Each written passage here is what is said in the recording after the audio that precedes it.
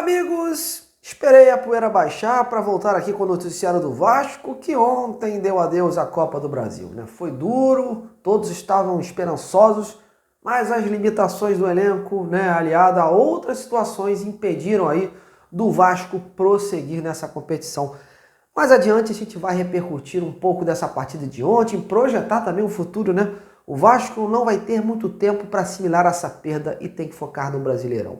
O empate de ontem fez o time aumentar o jejum aí de vitórias.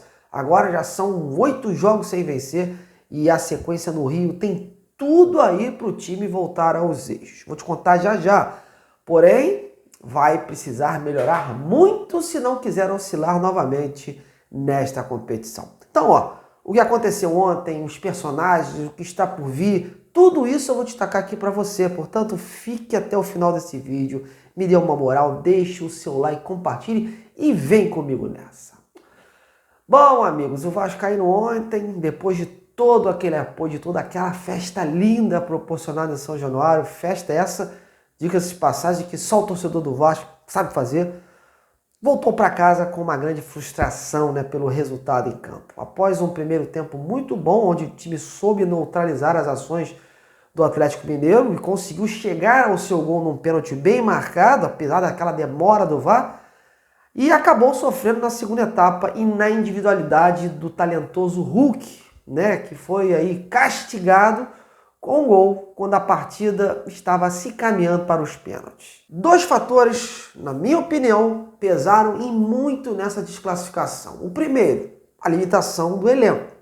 A gente sempre batia na tecla aqui há bastante tempo, dizendo que uma hora a conta ia chegar. E chegou. O Vasco não tinha boas opções no banco que pudessem mudar a cara da partida. A ponto que o treinador teve que colocar o Rossi, que não vinha sendo relacionado há bastante tempo, né? E não jogava assim partidas desde julho. Uma falta de coerência que foi criticado por muitos torcedores. Consideravam, inclusive, que havia ali peças mais valiosas no banco e com mais minutagens, né? E que podiam ter entrado naquela altura. Caso do Maxime Domingues e do chileno, o Jean David. E outra situação foi a condição física. O Atlético Mineiro poupou os seus titulares do último jogo e veio com muito mais condições físicas de jogar os 90 minutos e num campo totalmente encharcado pela chuva, que aqui no Rio de Janeiro ontem choveu pacas. Então esse desgaste foi crucial para o Vasco diminuir o ritmo no segundo tempo e não construir tanto como construiu no primeiro. O Coutinho, por exemplo, se arrastava em campo na segunda etapa. Outros jogadores demonstravam bastante cansaço. O Payet entrou quase no fim, um pouco pôde contribuir para uma mudança. Ao tomar o gol, o Vasco foi o quê? Foi para o abafa, para o tudo ou nada. E naquele momento ali não tinha mais técnica e nem tática. Era coração, era a tentativa desesperada de achar um gol e sobreviver na partida, mas infelizmente não foi possível. A verdade, meus amigos, é que o Vasco foi até o seu limite, né? Porque por todos os erros de montagem do elenco, de uma janela mal feita, onde não trouxeram zagueiros, e pelos problemas sofridos pela SAF, essa semifinal para o Vasco caiu do céu. Nenhum torcedor, pelo menos que eu conversava, esperava aí pelo time que tem de ver essa equipe chegar até onde chegou. Óbvio, chegou, tem que apoiar, tem que acreditar e incentivar. E foi o que fizeram, a torcida apoiou os 90 minutos, fez um baile na barreira, mostrou sua força, encorajou os jogadores e jogaram juntos. Mas no fim, meus amigos, a qualidade técnica acabou falando mais alto. Que o Vasco possa refletir, né, melhor tudo que aconteceu, porque se tivesse com um elenco minimamente com peças de reposição, certamente a história de ontem poderia ter sido outra e uma final contra o Flamengo poderia ter se tornar realidade, não é não? Agora é juntar os caquinhos aí, refletir em cima dos erros e tentar se mostrar mais organizado para buscar aí o Brasileirão, encerrar ele, né, de forma mais digna, sem sofrimento. E aí o Vasco apostando as fichas numa retomada nessa sequência que vai ter agora no Rio. Nessa próxima quinta mesmo vai pegar o Cuiabá, vice-lanterna da competição, em São Januário. Na segunda-feira, dia 28, encara o Bahia também no Caldeirão. E na rodada seguinte faz o clássico contra o Botafogo, atual líder do campeonato. Enfim, tem jogos e elementos suficientes para sair desse jejum e até mesmo ganhar confiança nessa reta final, porque o Bahia por exemplo, está disputando aí uma vaga na Libertadores, é um time também forte a ser batido, e o Botafogo é o líder. Imagine uma vitória aí, vitórias sobre esses times aí. Então, a meta, meus amigos, é chegar logo aos 45 pontos, né? Para garantir o time na Série A do ano que vem e aí poder ver o que pode se conseguir aí nas rodadas finais. A vaga na Sul-Americana, ela é possível, mas tem que voltar a vencer, para que os times de baixo não alcancem o Vasco. E aí a situação fique difícil no final, né? Porque o Vasco estacionou ali. Então, e os times de baixo vão vencendo e vai encostando.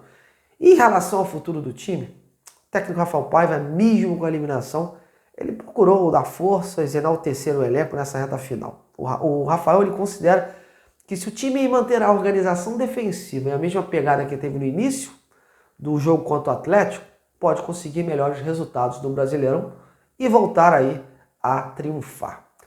Vamos então ouvir um pouquinho do que o Rafael falou ontem na coletiva sobre esse momento do Vasco. Eu acho que o parâmetro que a gente tem que cobrar agora de todos nós aqui, né, nós internamente e vocês para nós, é o que a gente mostrou no jogo de hoje.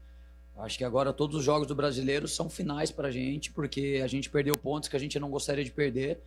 E algumas equipes que estavam abaixo da gente ganharam alguns jogos e estreitou esses pontos agora. Então a gente precisa tratar todo o jogo como a gente tratou o jogo do Atlético aqui, como uma final, transpirar muito, correr muito, lutar muito, buscar o gol o tempo todo. Então esse jogo é uma referência do que a gente tem que fazer nos próximos jogos. A gente está muito abatido hoje, né? Eu acho que a gente vai aí amanhã, início de segunda-feira, a gente vai sentir muito, porque o sentimento é de que a gente produziu hoje para ganhar o jogo, para levar a decisão no mínimo para os pênaltis ou uma vitória. Eu acho que a gente criou para fazer o segundo gol antes de tomar. Então é muito frustrante você tomar um gol quase no final do jogo, né? Então acho que o sentimento é de frustração nesse sentido, mas de muito orgulho de novo do que a equipe produziu e do que essa equipe pode produzir, né? Então eu acho que de novo, o parâmetro que a gente tem é o jogo que a gente fez hoje, como a gente fez alguns jogos lá atrás, como a gente fez um jogo lá do primeiro turno contra o São Paulo.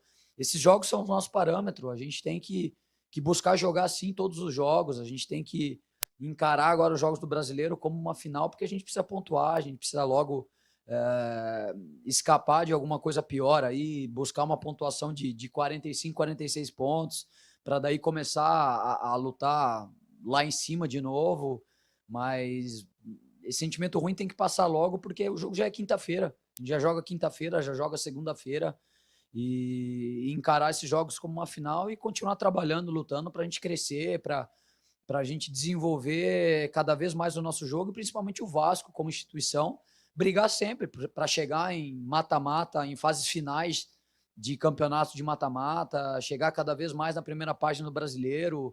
O Vasco é muito grande e a gente tem que contribuir para isso. O Paiva vai ter trabalho, viu? Volto a falar, esse time está precisando de uma oxigenada, de fatos novos, de novas estratégias, não ficar refém de uma só formação. Outra coisa, melhorar o aspecto físico. Essa equipe não está sustentando os 90 minutos. Por isso, faz 2 tempos distintos e dá margem a essas oscilações. Ontem aconteceu isso, fez um bom jogo de combate contra o Atlético no primeiro tempo e no segundo esmoreceu, caiu. E aí, agora o que nos resta é isso, buscar a melhor colocação possível no Brasileirão. Esse é o que sobrou para o Vasco nesse ano. Quando acabar, que a diretoria consiga aí renovar boa parte desse elenco, fazendo uma limparia, né, principalmente na folha salarial, para novas contratações chegarem, né? Mas contratações cirúrgicas que tragam aí, resultado. Contratações tipo Verratti, né, que hoje é o cara que encarna como ninguém o espírito do Vasco. Ele sente a derrota, né, como ficou visível ontem, chorando copiosamente, e as vitórias também, né? Então é como ninguém ele faz isso. Então o Vasco precisava priorizar a chegada de bons pilares defensivos e ofensivos. Parar com essa história de trazer apostas ou jogadores encostados que vivem sendo emprestados, né? Um bom elenco, meus amigos, faz toda a diferença numa temporada. Basta ver quem está bem aí nesse ano, nos campeonatos, e verificar que são os times que têm elenco, próprio o Atlético Mineiro, né? Que conseguem rodar o grupo aí sem perder a qualidade. No Vasco, é totalmente ao contrário. Bom, galera, olha, eu tô indo. deixo agora esse espaço para vocês aí desabafarem. Quem foi o maior responsável pela essa eliminação da Copa do Brasil? Você acha que o Vasco foi muito além do que podia? E o que precisa ser feito para alçar novos rumos aí no ano 2025? Então, comente e participe que eu quero ouvir a sua opinião. Bom, tô indo. Amanhã é segunda, já estamos no finalzinho de domingo. E a gente está aí de novo para destacar a preparação do jogo contra o Cuiabá. Grande abraço!